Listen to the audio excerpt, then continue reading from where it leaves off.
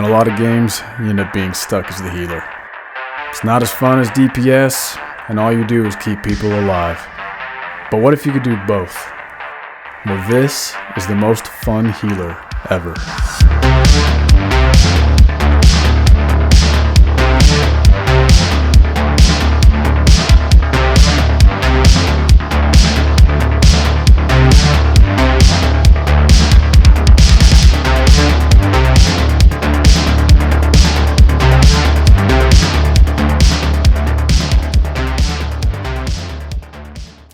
Hello, sorry you got to be bugged with my ugly face, but you know when you make a whole build video, have this really fun build, and then literally the next day, the developers release that they're changing the entire class? Yeah, that happened to this one.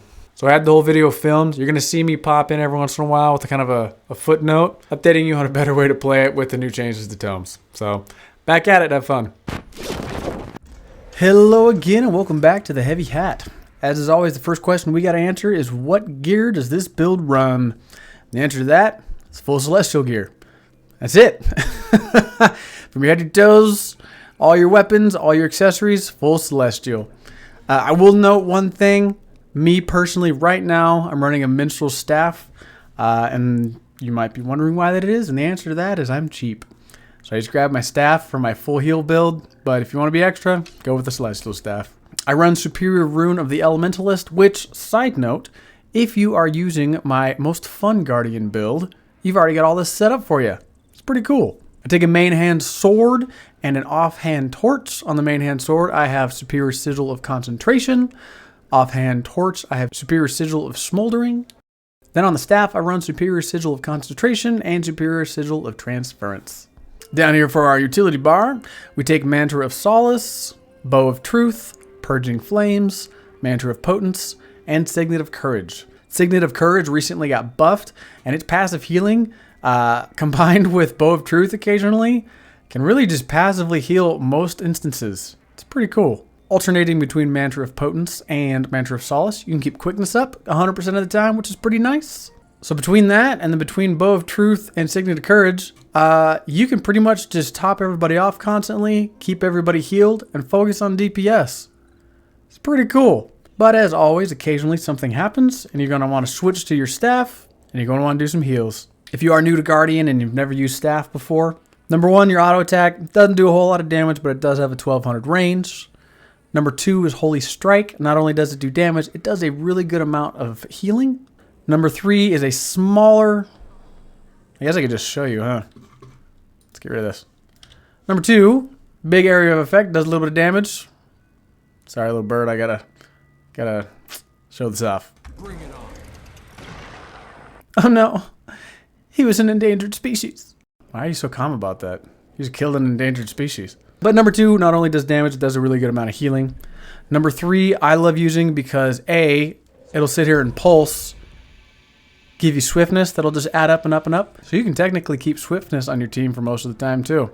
Number four, Empower, is pretty cool because not only does it give everybody might, it pulses 3 times. It's got a smaller heal pulse throughout it, and then its final pulse heals a lot. So make sure if you're going to commit to using this, you're going to see it all the way through. Because that last one is worth it. You're going to cut yourself really short if you can't commit. It's a life lesson for everybody. Then over here we got Purging Flames, which I love. It is just a really good little AoE. I say little AoE because it's not that big, but it does a heck of a lot of damage. Let's find something to kill. Hopefully I don't have to say that out loud again. Is that an unchained gorilla? Well, we're about to be the Cincinnati Zoo and we're going to kill Harambe. My best advice for you, jump in with Symbol of Blades, which not only creates a combo field below you, which will heal everybody, which is pretty darn cool. Jump in with that because it's a gap closer. Then hit Zealot's Flame, and then auto attack, and this guy's probably going to die pretty quick. Even though I'm in celestial gear and this is a healing build. Ready, set, go! And there you go.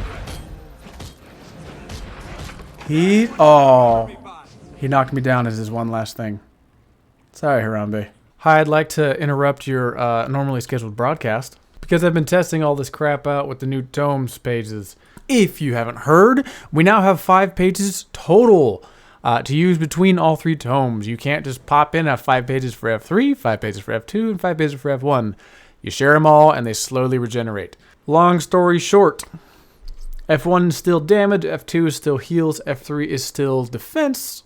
But let's say you need to give everybody a little bit more defense. You can still click F3, click 5, which uses 3 pages, and then do a couple of chapter 1s, get them out. That'll give everybody stability for a little bit, protection and Aegis, and then you're going to give everybody else protection and swiftness for a little bit after that.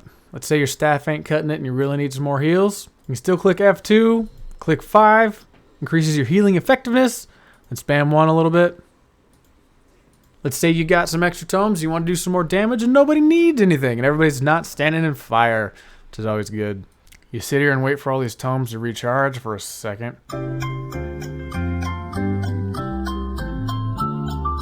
And click F1, go 2, 5, 4. However, honestly, with this being kind of a hybrid build where you need to have some tomes for the healing, what I've found has been most effective for me, click F1, drop a 4, pop back out, and that's all you use. It's going to nerf your damage a little bit, but you know what? The point of this isn't to do the most damage, it's to have the most fun. What this will do is it'll allow you to have enough tomes to click 4 from F1 every once in a while, do a lot of burning damage, but then have enough to do other stuff here as well. Did Harambe get replaced by a human? Oh, ew. That looks, gross. Let's burn it with fire! If we go back to the build, the reason I take right hand strength is obviously because I run a man-hand sword. Radiant fire is awesome. It causes Zealot's flame to basically recharge when you crit. It's going to be your biggest source of fire damage. Between Zealot's flame and purging flames, those 2 are going to do most of your damage. I take perfect inscriptions because I run Signet of Courage, and it basically heals everybody around you constantly. I love it. Over on Honor, I take Lesser Symbol of Protection because when you use your 2, which is an awesome gap closer, it creates a symbol on the ground which heals everybody. It's not the biggest heal in the world, but it is a heal. And you're going to be constantly using 2 anyways when you're fighting, so that's just going to pump out more. He's back. Let's let me show you the symbol, I guess. There you go. That thing right there. Everybody that's standing in there is going to get a heal. Oh, hey, look. I'm getting it right now. You can see me just passively heal myself with Signet of Courage. It's pretty nice. There you go. I also take Honorable Staff simply because, well, you run the staff. And staff helps. I take Writ of Persistence to make sure that those symbols that you do drop have more healing for your allies as well. Over on Firebrand, I take Liberator's Vow to make sure that every time you use your heal skill, you give everybody quickness. I take Weighty Terms to make sure that your mantras gain reduced charge recovery time, meaning you can use Mantra of Solace and Mantra of Potence much quicker. It's pretty sweet. And then we got Lore Master, where you retain Resolve passive while it's on cooldown, and you regenerate pages more quickly, which with these new changes to the tomes, you gotta need it. The one weakness about this build is you're not very fast. Firebrand is not a very fast moving class. So what you can do, Staff 3, to stand in it, give yourself swiftness. Then you can run around a lot quicker. Plus then you've got Sword 2 as a gap closer. Between those, it's pretty fun. My biggest tips about playing this build is simply switch weapons depending on what you need to do. For example, if everybody's kind of topped off and you're keeping everybody with quickness with Mantra of Solace, Mantra of Potence, keeping everybody topped off from heals from Bow of Truth, and then the passive from Signet of Courage, you can just do damage. It's pretty nice. But then let's say there's a phase where something happens and everybody starts getting damaged. Whoop! Switch to that, and ta-da! I'm going to throw a strike mission in after this so you guys can see it in action. If you have any questions, please ask, and I'll make sure to reply in the comments. If you like this video, please click like. If you want to see more, click subscribe. But until next time, guys, have fun. Eat my dust!